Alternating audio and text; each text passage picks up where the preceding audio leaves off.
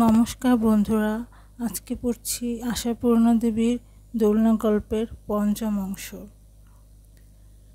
যখন সুমনা বুকের কাছে ওটাকে জাপটে ধরে সামনে এসে দাঁড়ালো, সুজাতা তখন নিজে হাতে রাত্রে রান্না করছিল।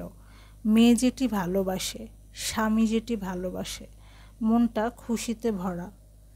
এতদিনে মেয়ের খিদে হয়েছে, রুচি হয়েছে। সুজাতা যেদিন যেটি রাঁধছে মহোৎসাহে খাচ্ছে।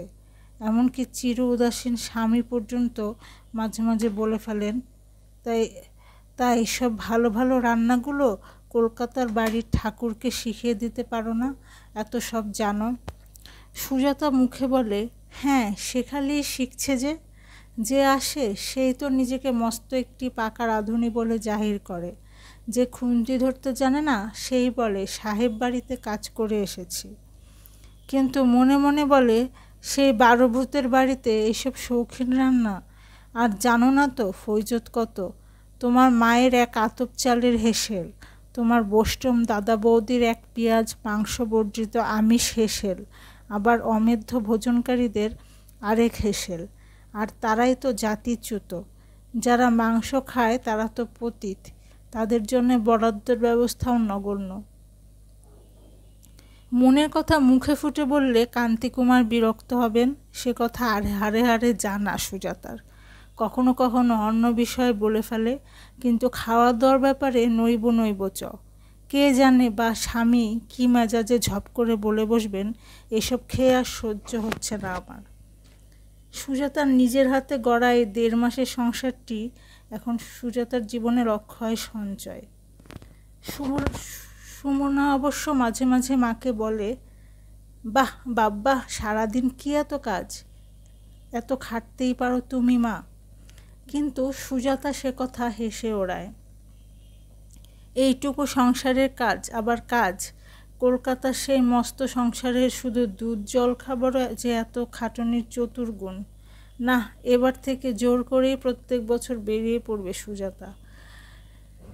সেদিন রান্না করতে করতে এই কথাই ভাবছিল সুজাতা, যে দিনটাকে এখন তার স্লেটের লেখার মতো মুছে ফেলতে ইচ্ছা করছে।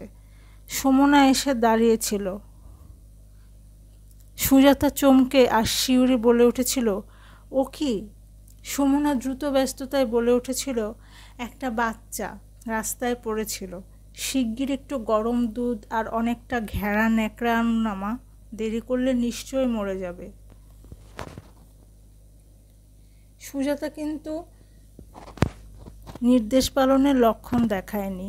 স্থির হয়ে দাঁড়িয়ে কটু কণ্ঠে বলেছিল, মানুষের বাচ্চা না কুকুর বিড়ালের? বলেছিল অবশ্য সত্য নির্ণয়ের জন্যে নয়। বাচ্চাটা যে মানুষের তা তার দেখা হয়ে গিয়েছিল। এটা নিতান্তই মেয়ের নির্বোধ দুঃসাহসকে ধিক্কার।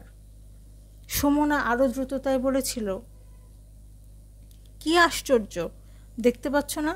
দোহাই তোমার মা, রাগটা পরে দেখিও। আগে একটা ছেঁড়া শাড়ি কি চাদর দাও। এর গায়ে জড়ানো ন্যাকড়াগুলো বড় বড় কাঠ পিঁপড়ে ভর্তি। সুজাতা তবু কঠিন মুখে বলেছিল, ছেলেকে যারা কাঠ পিঁপড়ের জঙ্গলে ফেলে দিয়ে চলে যায় তারা কি? তা অবশ্য বোঝবার বয়স হয়েছে তোমার। সেটা তুমি নিজে হাতে করে কুড়িয়ে আনলে। বাহ, নিজের হাত ছাড়া পরের হাত তখন পাচ্ছি কোথায়? বেড়াতে বেড়াতে সেই কোথায় চলে গিয়েছিলাম জানো? যাকগে, তুমি আগে দুধ আর ন্যাকড়া দাও বাবা, মৃত্যুর হাত থেকে রক্ষে পাক এটা, তারপর যত পারো বকো, জলদি জলদি মা। বাধ্য হয়েই সুজাতাকে তখন মেয়ের আদেশ পালন করতে হয়েছিল। যেরকম করছিল সুমনা, ভয় হচ্ছিল সত্যি না ওর বুকের মধ্যেই মরে টরে যায় বাচ্চাটা। ফর্সা 2খানা শাড়ি আর একটু গরম দুধ এনেছিল সুজাতা। কিন্তু সুমনা তখন বাচ্চাটার গায়ে কাপড় চোপড়গুলি ফেলে দিয়ে পিঁপড়ে ঝেড়ে মায়ের সেই পুরনো শাড়ি 2খানা দিয়ে জড়িয়ে বাগিয়ে ধরে মার দিকে এগিয়ে দিয়ে বলছিল, দুধটা তো বাপু তোমাকেই খাইয়ে দিতে হবে, আমার সাহস হচ্ছে না। তখন আর মেজাজ ঠিক রাখতে পারল না সুজাতা। তীব্র স্বরে বলে উঠল, আমি খাইয়ে দেব? এই সন্ধেবেলা রাত্রে রাত্রে ছোবো ওকে? ছোবে না? ছোবো বললি কি করে? বাহ, এখানে তো আর ঠাকুমা জেঠিমা নেই। ঠিক এই কথাটাই সুজাতা কেবলই বলেছে মেয়েকে। এখানে আর মুরগির ডিম সেদ্ধ করে দেব না কেন? এখানে তো আর থাকতো ঠাকুমা জেঠিমা নেই। কিন্তু এখন সেই সুযোগের উল্লেখে জ্বলে উঠে বলল, তা না হয় নেই, তাই বলে আমি কি একেবারে হারিডুম? একে তো ওটি কী নিধি তার ঠিক নেই, তাছাড়া আতুরে ছেলে তো বটে। যা থাক, তবে থাক, সুমনা বিরক্ত কণ্ঠে বলেছিল। সব সমান, একটা প্রাণী মরছে সে কথা চুলোয় গেল, ছোঁয়া নাওয়া এইটাই বড় হলো। বেশ ঠিক আছে, আমি যা পারি করছি। দুধটা তো দেবে, নাকি ওকে নিধি তা বিচার করতে বসবে? হ্যাঁ, সেদিন এইরকমই ঝংকার দিয়েছিল সুমনা, যা তার চিরকালের স্বভাব। বাড়ি শুদ্ধ সকলের আদরের মেয়ে, কথাবার্তা একটু বেপরোয়া। এখন সে সুমনা বদলে গেছে, কিন্তু তখনও বদলায়নি। তাই মাকে বেশ দু কথা শুনিয়ে দিয়ে রাগ করে দুধটা আর পোলট্রিটা নিয়ে সরে গিয়েছিল সে। যা পারে মা আড়ালেই করবে। সুজাতা মিনিট গুনছিল কখন কান্তিকুমার আসেন। কিন্তু কান্তিকুমার এসেই বা কী করতে পারলেন?